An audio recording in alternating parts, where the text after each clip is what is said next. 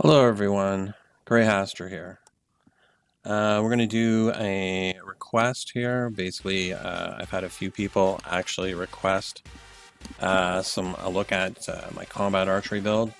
There's been a couple of changes to my build, a couple of changes to the way the feats are broken down, as well as some boons, and a couple of an amount power that I've added. I found that it's actually, I've tried it out for, I guess, I don't know, like 3 or 4 days, and it seems to be performing much better than it did before. So I know some people expressed on YouTube some interest in what was actually going on. I actually have Connie in the background there testing some stuff, but why don't we just go over some of the basics right now, like why I made the changes and what changes I made. So getting right into it. So again, it's not a BIS, best in slot overall. You can see right here, obviously I'm running bright silver, not the best you can get in the game at the moment. But good enough for me at the moment, right? From a cost perspective as well as other things. Basically I'm running the Woodlord Raids HUD, obviously from Castle Ravenloft. I got the Hag's Rags and the Eye Stalk Wrappers. Heels of Fury. I'm running Mako Spare Travel Pants, which gives me an extra 1500 power for 10 seconds. Many people would say, what the hell are you doing? I just, for cost perspective, and I wanted to try it out for a balance thing, I decided to go with it. I'm still wearing the Shirtless Chulton for recovery. I've got the Dex set with the company Duelist Cloak, and Ring of Shadow Stalker +4 and +5. The Soul Sight is still my primary as being in DPS. This was one of the changes that I made recently. I'm running from the Tomorrow event, the Tomorrow Spinning Coin. It was 1000 power, 600 crit strike, and 1000 combat advantage bonus. So that combat advantage bonus was one of the reasons why I had to adjust. If you know anything with the way combat advantage bonus works in conjunction with crit severity, I was well overcapped. I tried to bring it down into the high 140s, low 150s with my adjustments. As a result, I ended up getting stats in other places. But one of the changes I also made, obviously, was how many points I was putting into Wisdom for crit chance. Because primarily from a feats perspective, I used to have 5 points in Skirmisher's Gambit, which was one of the things. If you've seen in some of the builds from Elven Archer and Typo, I forget what else he calls himself, but Skirmisher's Gambit was a key factor in getting the archery class back into a place that it could actually do some reasonable damage. I found that now that I've reached, combat advantage and crit sev cap, I need to lower it. That meant that I could actually move some stuff away from the crit severity into other areas, like straight on damage, which essentially what I did is I moved 3 points back into Lucky Blades, allowing me to both increase AP generation and encounter power damage by 9%. 6% in AP generation and 9% in encounter power damage. But despite that, I feel that overall it's actually performing better than it was before. And that was largely because I'd already reached the crit sev combat advantage cap or soft cap. From a boons perspective, there were a few changes. So because of those particular needs, I piled everything into power from the new campaign, and then added more recovery to speed up the switchover. So 3% recovery rather than other choices like crit severity. Sharndar, I think that was another one. This one I think is not really much different than most people are probably running at the moment, because there's not a lot of choice here. Dread Ring, I went power instead of crit. Again, lowering the skirmisher's gambit, and I had more crit available. Didn't need to pile it on in other places. Other ways of doing it, obviously. I just chose to do it this way. Lifesteal, piercing, shadow touch, rampaging, Icewind Dale, AoE resist instead of combat advantage, more stats. I don't need the additional combat advantage bonus. Go down to Underdark, pretty much power, crit. Those are going to be your standards. I chose Abysmal Strike for damage versus demons. Tyranny, this was one of the changes that was probably, some people would consider my major, was so I only took 2 points in Dragon's Fury. I put an additional, I put 1 point in Dragon's Grip. I will explain that. It's basically one of the mount powers that I started running with was Combatant's Maneuver. So whenever I control an enemy, I gain an additional 5% combat advantage damage for 10 seconds. So I thought, hey, why not? Like, let's throw a little combat, let's throw a little, control in there, control strength. See how that works. It seems to be working. Maze Engine. So one of the biggest difference always was this. Most often people have been putting the points in this because, I mean, it's kind of a sucky kind of thing for an archer to a certain degree. 2000 crit strike bonus for 6 seconds when you strike a foe.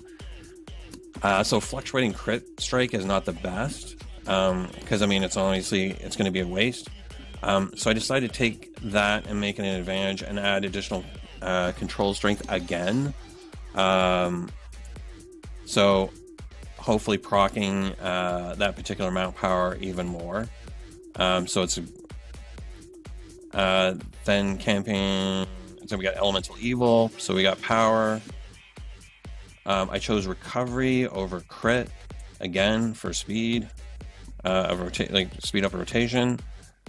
These not a big surprise. Frozen Reflection, Chill of Winter. I don't think there was really anything here that was that's normal from different from any else's build. Again, I did take this crit severity, and we know there was recovery there. Chult, basically power, deflect. Those are not unusual picks for most of this. I took a little bit of recovery here in Ravenloft, the rest Hard Bones, and then Righteous Sacrifice. So basically here, so from a flat, so I mean that's a flat damage perspective. So just standing here, this is what you're looking at, the numbers. So it's only 1680.97 item level. We got some power, we crit, armor penetration, recovery, etc. Combat advantage bonus, which is one of the focuses. So it's at 1800, so 9.7%. And then the other thing here, standing, I guess also was recovery. We wanted to look at recovery.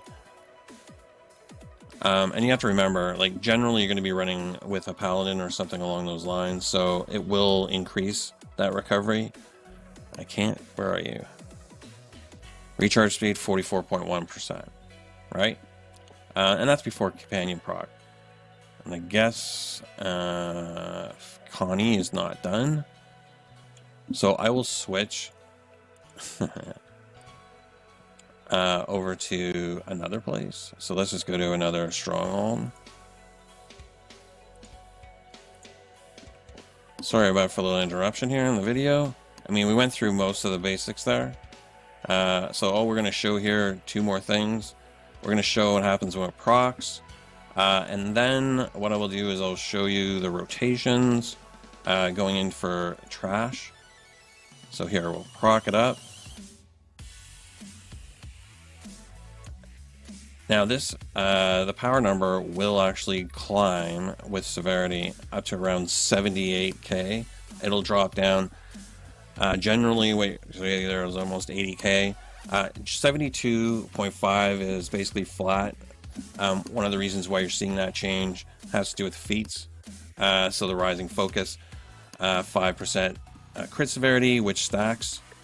with 5% more power, stacks 3 times. So that's 15 more severity and 15 more power, right, for that limited amount of time.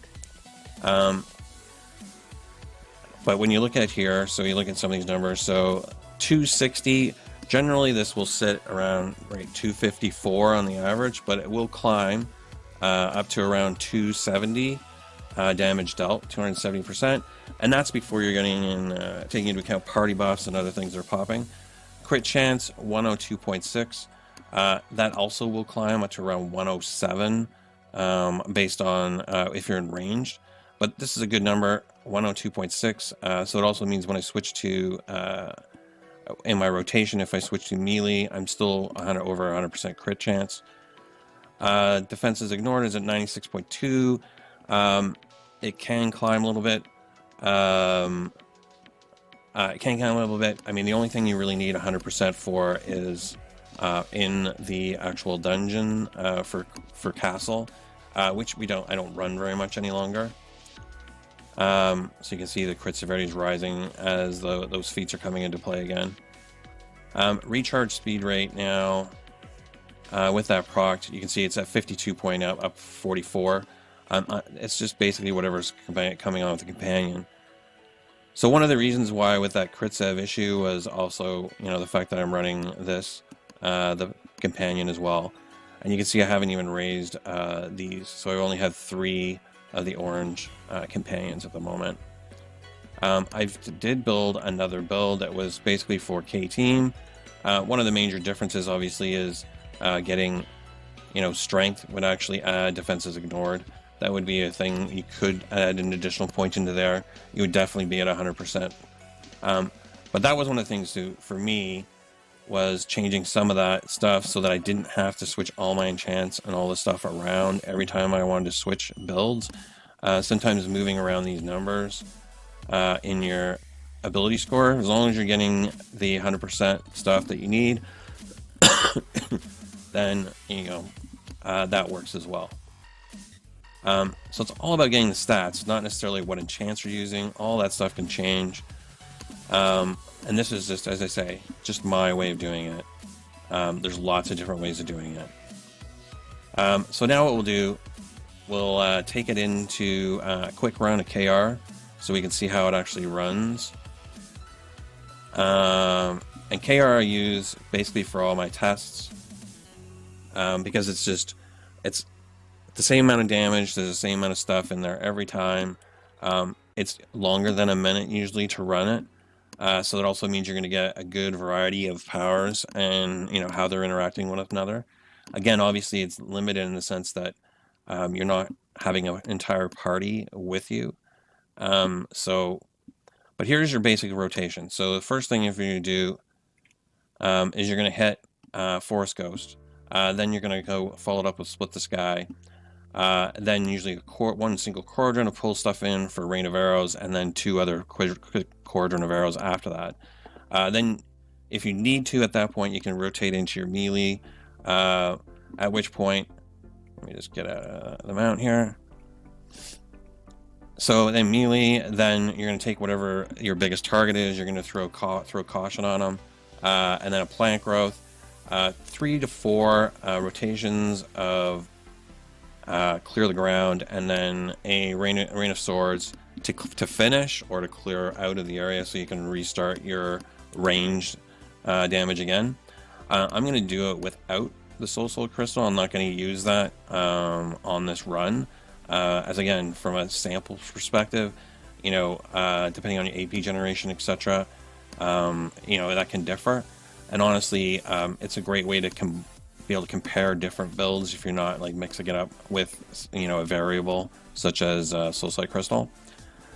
So let's do one mob here. I will go over. So one of the things too, from a powers perspective, when you're doing trash, I'm always on aspect of the pack, unless I'm doing like a K team, and then Twin Blade Storm for trash. For single boss fights, I will usually switch Twin Blade Storm and to Blade Storm. The other difference I may choose is, so Long Strider Shot could come into play and then which of the 2 powers I could remove any one of these 3 and replace it with that, and that's all dependent on the type of boss that I'm facing and what boss it is. So we'll just jump in here. So they don't really see me at this moment, so I do a couple of hits in here, I get the crit save up, and then I can nail them, and they're done. Now you can see our recovery is already coming into play, cooldowns, so I've already almost got full charges again. Also the AP generation back up again. So again, same rotation in.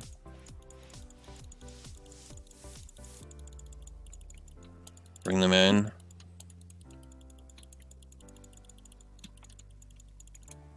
And then if I need a rotation, then I go into melee, and then it's done.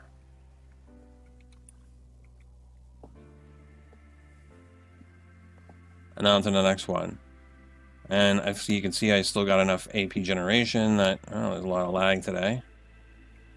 Got enough AP generation, I can do that daily again. I'm up to 2 charges now, so I should be good to go. So again, daily, rotation, attract, pull them closer, rain of arrows, shift out.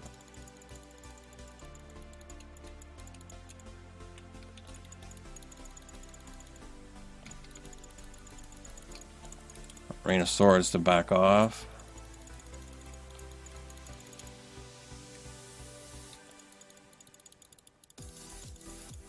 And they're done. And I got caught in the frozen. Oops. Oops. It's a little hard sometimes, you know, when you're actually doing your fighting and you're talking at the same time. Kind of try to do a video, make sure it's all working fine. Frankly, if I'd actually had like my soul sight there, it wouldn't have mattered.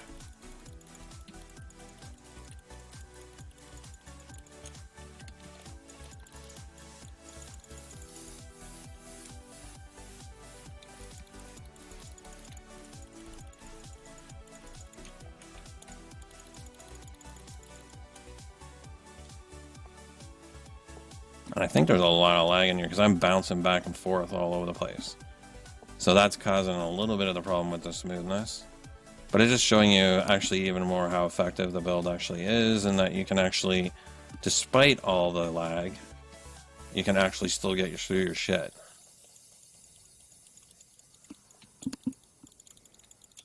Because lag can kill, right? Isn't that the rule? Lag can kill. And I can totally see the lag because basically the stuff is dead and yet I'm still actually fighting it. Let's hit him with a big arrow. There we go. He's done. Got AP.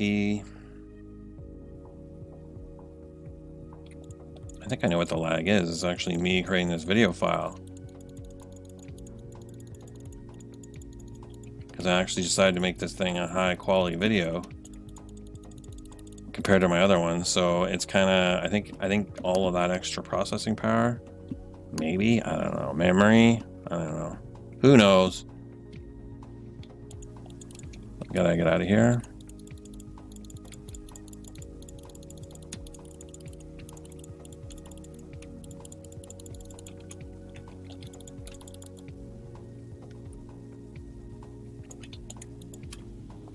Done.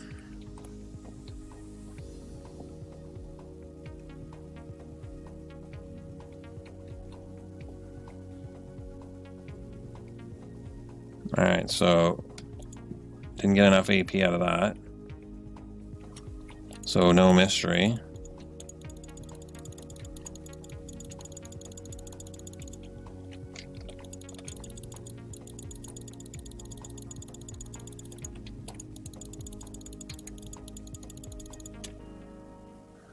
That's that boss, so that's the end of that. So we got one last guys to fill and then we're done. So, if you like the video, make sure you hit the follow or the sub on YouTube. And hopefully I'll see you guys, like, in-game. Again, this was a request to see the build, but If you have any other things that you'd like to see or ask why, then be sure to just ask me the questions. I will get back to you as soon as I can. And that's it. So I hope you enjoyed, and good hunting, everybody. See you later.